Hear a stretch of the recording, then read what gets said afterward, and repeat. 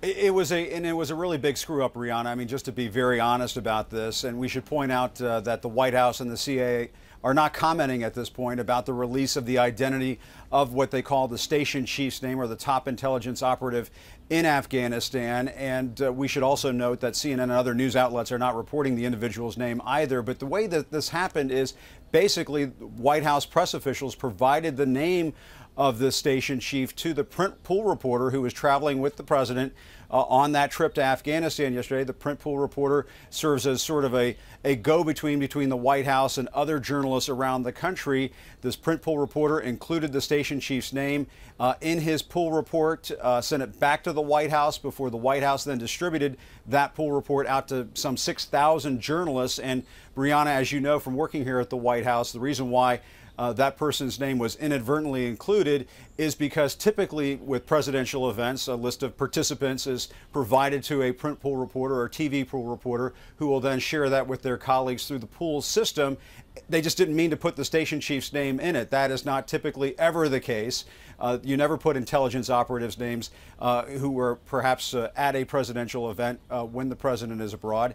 And it basically was just an OMG sort of moment for the White House, for the press pool. The reporter for the Washington Post, who was acting as the print pool reporter, noticed the mistake, then alerted the White House, and the White House went back and put out a new list of participants that did not include that station chief's name. So a really big screw up all around. Yeah, without even commenting sort of on what had happened. So these kinds of names are not normally given to the press at all, let alone given to the press and then distributed. So it makes you wonder. I mean, this is the top intelligence official, a U.S. intelligence official there. What does it mean for U.S. intelligence efforts in Afghanistan, and what does it mean for the CIA officer's career? Is it essentially over?